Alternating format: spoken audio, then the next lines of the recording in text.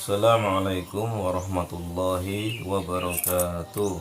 Waalaikumsalam warahmatullahi wabarakatuh. Bismillahirrahmanirrahim. Alhamdulillahirabbil alamin. Alladzi arsala rasulahu bil huda wa dinil haqq liyudhhirahu 'ala dini kullihi wa kafa billahi shahida. Asyhadu an la ilaha illallah wahdahu la syarika lahu wa asyhadu anna Muhammadan 'abduhu wa rasuluh la nabiyya wa la rasula ba'da. Allahumma fashalli wa sallim ala sayyidina Muhammadin wa ala alihi wa sahbihi wa man tabi'ahum bi ihsan ila yaumil.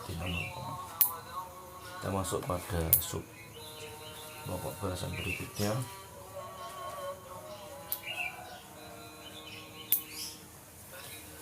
melarang menyebut nama Allah di masjid-masjid dan berusaha merobohkannya.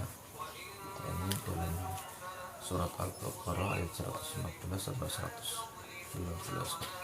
Kemudian tema pembicaraan kembali mengungkap kehinaan usaha mereka, kaum Yahudi, untuk menimbulkan keraguan terhadap kaum muslimin mengenai kebenaran perintah dan tabligh nabawi, khususnya yang berhubungan dengan masalah pemindahan kiblat. Dan tindakan mereka yang demikian itu dikategorikan sebagai usaha untuk menghalangi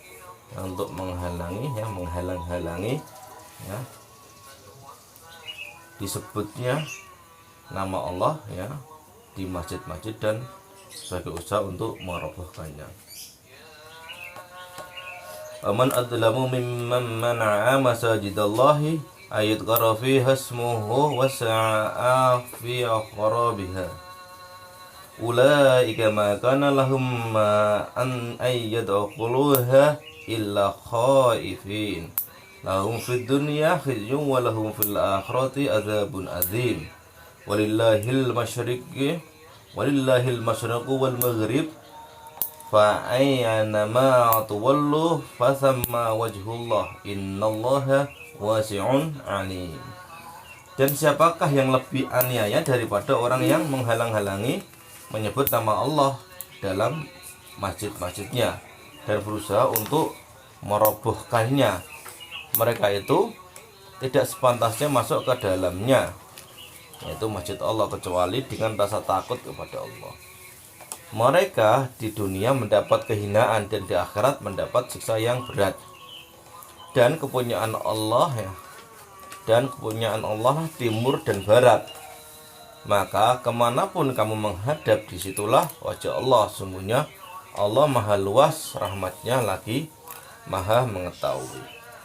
Pesan yang paling dekat masuk ke dalam hati ialah bahwa kedua ayat ini berkaitan dengan masa-masa pemindahan kiblat dan usaha kaum Yahudi menghalang-halangi kaum muslimin untuk menghadap ke Ka'bah, rumah peribadahan pertama yang dibangun oleh manusia dan kiblat pertama, yaitu yang bangun siapa?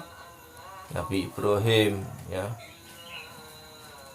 Dan terdapat juga beberapa riwayat tentang sebab turunnya ayat itu selain pendapat ini. Tetapi bagaimanapun keadaannya, kemutlakan nas memberikan kesan bahwa hukumnya bersifat umum mengenai tindakan menghalang-halangi menyebut nama Allah di dalam masjid, memakmurkannya, atau memakmurkan masjid, dan berusaha untuk merobohkannya. Demikian pula hukuman yang diterapkan atas tindakan seperti itu.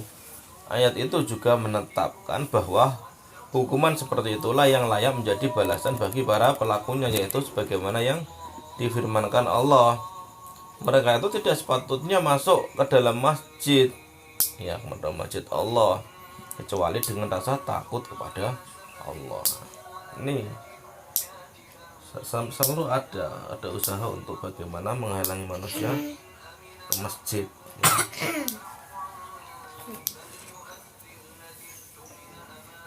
dengan berbagai alasan, kalau sekarang mungkin salah satunya karena corona, bisa jadi seperti itu. Maka tetap ke masjid dengan protokol seperti itu. Artinya mereka itu pantas ditolak, diusir dan dijauhkan dari rasa aman kecuali kalau mereka berlindung ke rumah-rumah Allah, ke masjid-masjid dengan menghormatinya dan mencari keamanan, seperti yang terjadi pada peristiwa Fathul Makkah ketika penyuruh Rasulullah SAW menyerukan, barang siapa yang masuk Masjidil Haram maka dia aman ya. Maka tokoh-tokoh Quraisy datang kepadanya untuk mendapatkan keamanan sesudah mereka menghalang-halangi Rasulullah SAW dan para pengikut beliau untuk berziarah atau menziarahi Masjidil Haram. Sebagai tambahan atas hukuman ini ialah ancaman kepada mereka untuk mendapatkan kehinaan dalam kehidupan dunia dan siksa yang berat di akhirat. Mereka di dunia mendapat kehinaan dan di akhirat mendapat siksa yang berat. Ini disebutkan dalam Quran ya. Dan terdapat penafsiran lain mengenai ayat mereka itu tidak sepatutnya masuk ke dalam masjid Allah kecuali dengan rasa takut ya. Yakni mereka tidak patut masuk ke masjid Allah kecuali dengan rasa takut kepada Allah dan tunduk kepada keagungannya di dalam masjidnya. Artinya ya memang beriman, bertakwa. Kalau tidak seperti itu tidak pantas masuk ke masjid. Nggak bisa masjid dipakai main-mainan.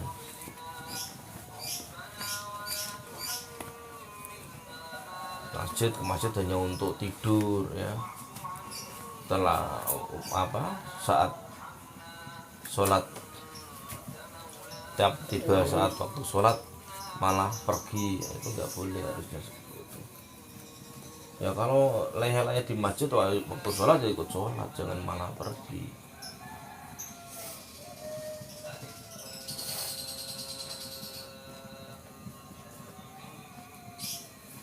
Maka inilah adab yang patut terhadap rumah Allah sesuai dengan keagungan dan keluhurannya. Ini adalah salah satu bentuk takwil yang boleh saja dilakukan dalam hal seperti ini, dan yang mendorong kami untuk menguatkan bahwa kedua ayat ini turun berkenaan dengan masalah pemindahan kiblat, ialah ayat berikutnya yang mengatakan, dan kepunyaan Allah lah timur dan barat, maka kemanapun kamu menghadap disitulah wajah Allah. Sungguhnya Allah maha luas rahmatnya, lagi maha mengetahui ya. Karena awalnya Baitul Maqdis sebelah barat laut ya, sebelah barat lautnya Madinah, terus menghadap ke Mekah ya, tenggara. Jadi kalau sekarang ribut paling ya, sekarang kan masjidnya ada tempat imaman ya, nah, terus dibalik ya, pindah.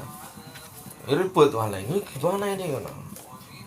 Itu ujian ya, Allah memberi ujian seperti itu, ada nasak dan mansuk seperti itu agar kita tetap beriman walaupun keadaan bagaimanapun juga.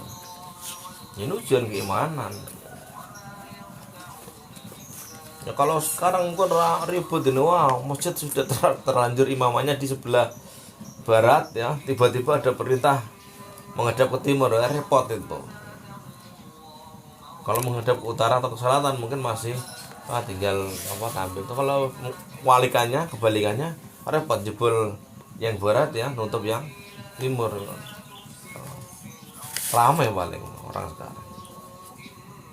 Tapi inilah ya ujian dari Allah yang kuat imannya semakin kuat, dan kalau yang lemah imannya goyah seperti itu.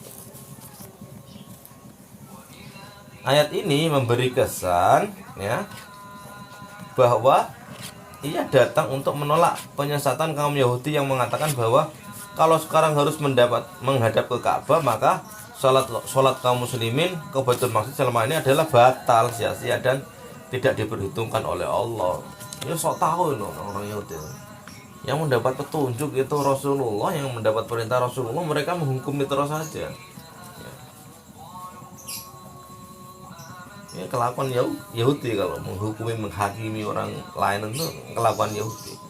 Nah, kita itu dai ya, bukan koti. Kalau ada orang yang salah, orang yang nggak benar, harus bukan kita salah-salahkan, bukan kita hakimi, tapi ya kita dakwai, kita ingatkan. Ya kalau pamannya diingatkan tetap nggak mau, ya urusan dia dengan Allah. Yang penting kewajiban kita sudah kita tunaikan untuk mengingatkan.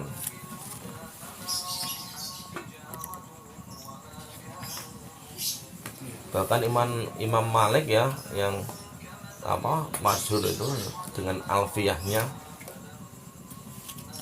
itu, kalau ukurannya sekarang ya, ukurannya viral atau followernya banyak, mungkin dikatakan tidak masyhur, itu tidak terkenal, tidak ulama yang kaliber seperti itu. Karena apa? Pernah itu Imam Malik itu gitu,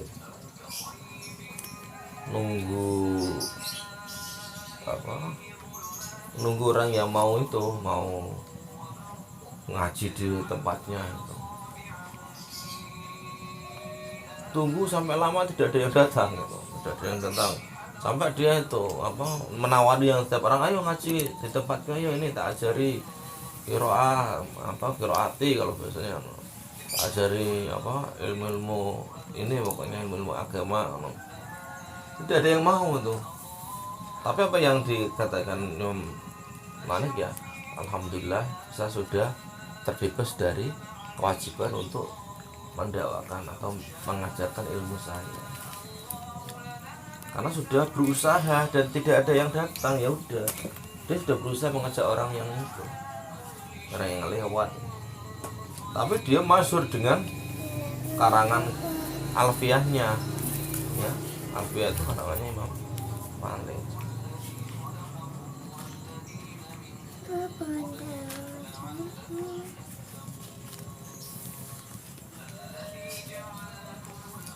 Ayat ini menolak anggapan tersebut ya. Anggapan bahwa yang menghadap Baitul Maqdis batal, sia-sia. Nah, ini menolak anggapan tersebut, dan ia menetapkan bahwa semua arah adalah kiblat, maka di sana ada wajah Allah di mana saja seorang hamba menghadap dalam melakukan ibadah ya. Allah itu di mana saja ya. Karena Allah tidak terbatas ruang dan waktu. Allah tidak seperti makhluknya.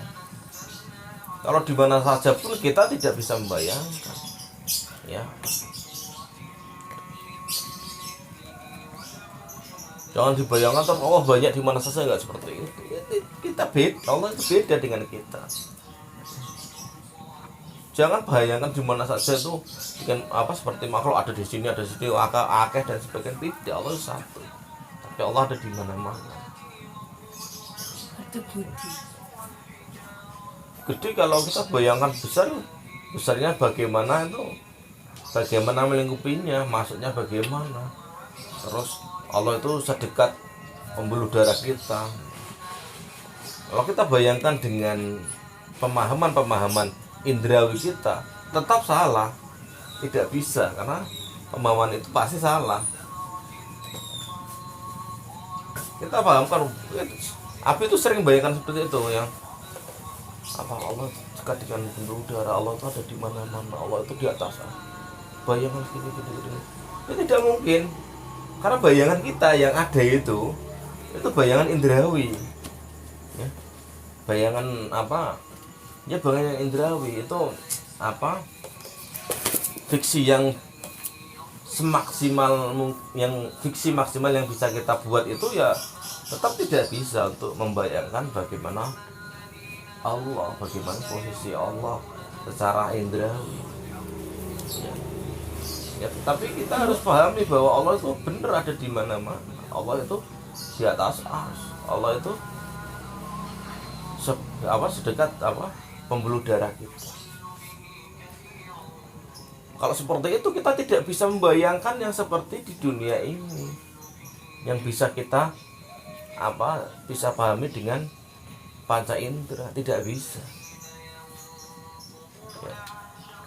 Maka karena itu kelemahan kita, kekurangan kita, ya seperti yang Nabi sampaikan dulu ketika seperti kita dikabarkan bahwa sebuah kotak ya ada perhiasan atau emas atau apa, ada kunjungan kita tidak bisa membuka, bukan berarti kotak itu tidak ada apa-apanya. Maka untuk kasus seperti ini tetap kami bahwa Allahu Akbar, Allah Maha Besar, Allah tidak sama dengan makhluknya.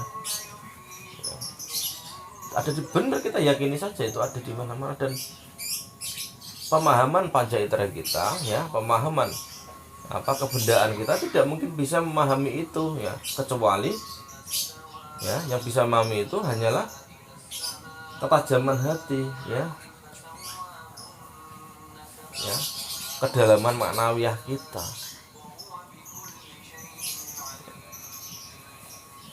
Dan ketajaman hati, kedalaman maknawiyah itu masing-masing orang berbeda ya. Makanya harus kita asah terus, kita olah terus.